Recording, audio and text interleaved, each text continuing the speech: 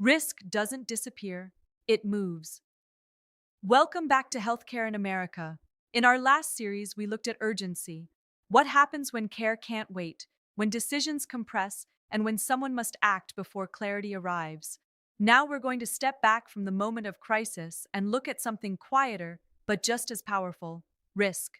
Before we talk about money, before we talk about policy, before we debate systems, we need to understand something fundamental. Healthcare risk does not disappear, it moves. Risk is not the same thing as cost. Cost is what shows up after something happens. Risk is the exposure that exists before it happens. It is uncertainty about illness, about timing, about outcome, about complication. No healthcare system eliminates uncertainty. At best, it redistributes it. Illness is inherently unpredictable. Some conditions are manageable, others escalate. Some recoveries are smooth, others are not. Systems exist to absorb and manage that unpredictability, but they do not erase it. So the question becomes, who holds the uncertainty? Historically, risk has sat in different places. Hospitals once absorbed more uncompensated variability. Employers buffered insurance volatility. Communities bore collective responsibility for certain types of care. That arrangement was never perfect, and we don't romanticize it. But distribution has always shifted over time. Today, risk often moves quietly. It can move through higher deductibles, increasing the financial exposure before insurance begins to absorb cost. It can move through narrower provider networks, limiting flexibility when care is needed. It can move through administrative complexity, pre-authorizations, coverage rules, and paperwork that shift informational burden outward.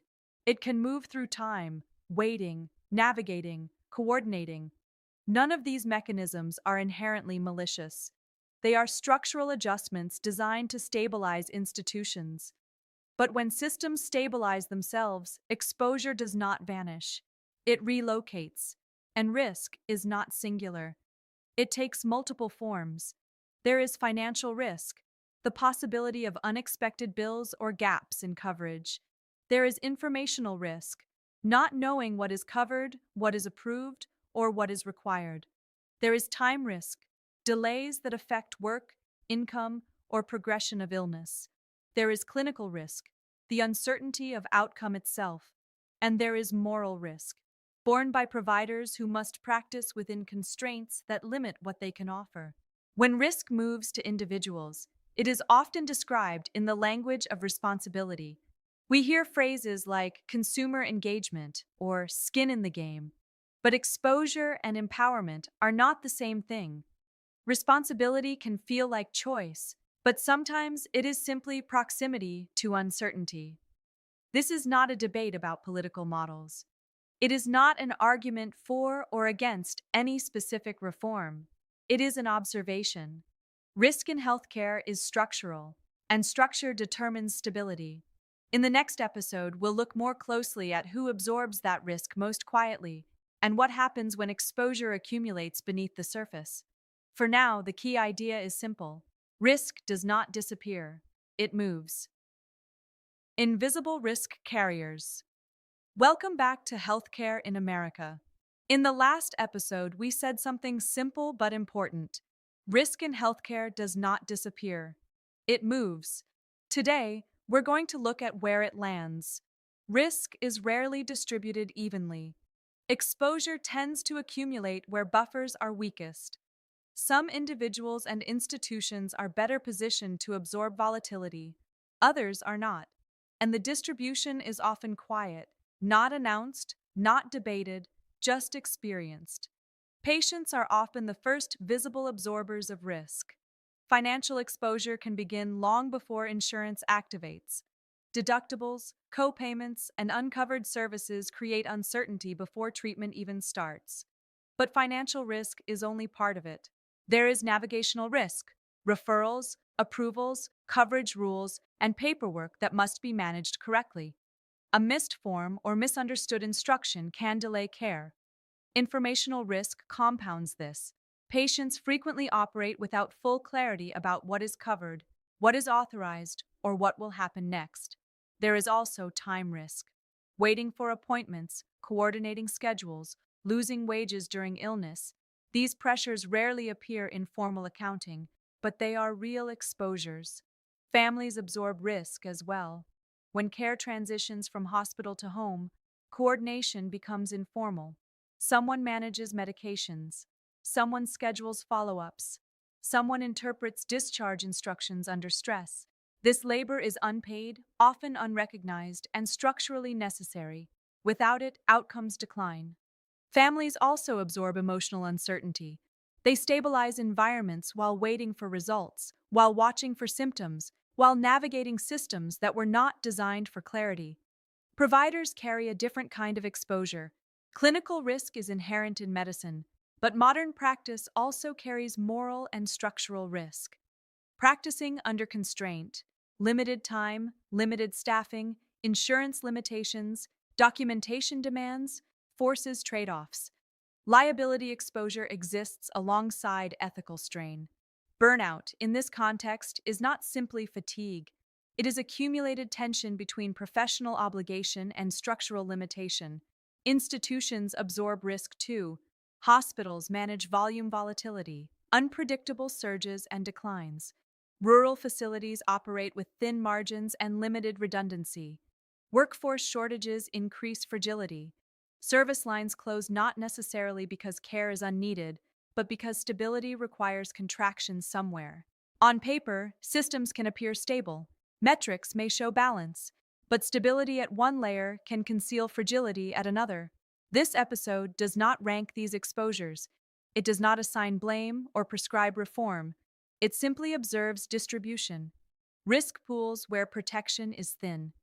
In the next episode, we'll look at what happens when that pooled exposure accumulates over time, and how quiet redistribution can eventually reshape entire communities. For now, the important recognition is this: when risk moves, it does not vanish. It settles somewhere, often quietly. When risk accumulates. Welcome back to Healthcare in America. In this series, we've said that risk does not disappear, it moves. We've looked at where it settles: patients, families, providers, institutions. Now we need to ask a harder question. What happens when transferred risk accumulates? Risk is manageable in small amounts. Systems are designed to tolerate variability. Individuals can absorb limited uncertainty. Institutions can adjust to periodic strain. But accumulation changes behavior. When financial exposure increases year after year, patients delay care. Preventive visits are postponed. Prescriptions are stretched. Small conditions become larger ones, not because people are irresponsible, but because uncertainty has weight. When navigational complexity increases, administrative errors multiply. Missed authorizations, delayed referrals, incomplete follow-ups, these are not moral failures. They are predictable outcomes when informational risk exceeds capacity. When families carry prolonged coordination burdens, fatigue sets in. Care becomes harder to sustain. Emotional strain compounds physical illness. Providers absorb accumulated exposure differently. Staffing shortages stretch shifts longer. Documentation expands. Professional judgment operates within narrowing margins. Burnout becomes structural rather than episodic. Institutions respond to accumulated volatility with contraction. Service lines close. Mergers increase. Rural facilities shut down. Stability is preserved by reducing scope, but reduction has geographic and community consequences. At the community level, accumulation can reshape access entirely. When a hospital closes, travel times increase. Emergency response lengthens. Recruitment of clinicians becomes more difficult. Economic stability shifts. Healthcare infrastructure is not separate from community infrastructure. It is intertwined with it. None of this happens overnight. Accumulation is gradual. It often appears manageable until a threshold is crossed, and thresholds are rarely visible in advance. This is the nature of structural risk. It does not announce itself dramatically. It builds quietly until fragility becomes apparent. Again, this is not an argument for a particular reform or political direction. It is an observation about stability. Systems that continuously relocate exposure outward may maintain surface balance, but relocation has limits. Eventually, someone or something cannot absorb more. In our final reflection for this series, we'll step back and consider the difference between feeling secure and being structurally stable. For now, the recognition is simple. Risk can be transferred, it can be managed, it can be delayed. But when it accumulates, it changes the shape of the system itself. Security is a feeling. Risk is a structure.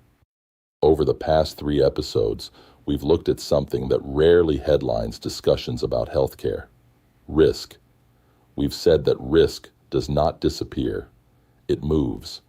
We've looked at where it settles: patients, families, providers, institutions. And we've considered what happens when that transferred exposure accumulates over time. Now we step back. Healthcare debates often center on security. People want to feel protected from catastrophic illness, from unexpected bills, from system failure. That desire is reasonable. It is human. But security is a feeling. Risk is a structure. A system can create a sense of security while quietly relocating exposure. It can maintain surface stability while shifting volatility outward. It can operate smoothly at one layer while fragility builds at another. Understanding this difference does not require choosing a political position. It requires recognizing that distribution determines durability. If urgency reveals pressure in the moment, and if accumulation reveals fragility over time, then risk reveals something deeper, where uncertainty ultimately resides. This series has not offered solutions. It has not ranked models. It has not declared winners or losers. Instead, it has tried to make one structural reality visible. Exposure exists. Uncertainty exists. The question is not whether risk is present, but who carries it, and for how long. In the next chapter of this conversation, we will begin to look more directly at one of the mechanisms through which risk moves: money. But for now, we pause with this. Security can be promised. Risk must be structured, and structure determines what endures.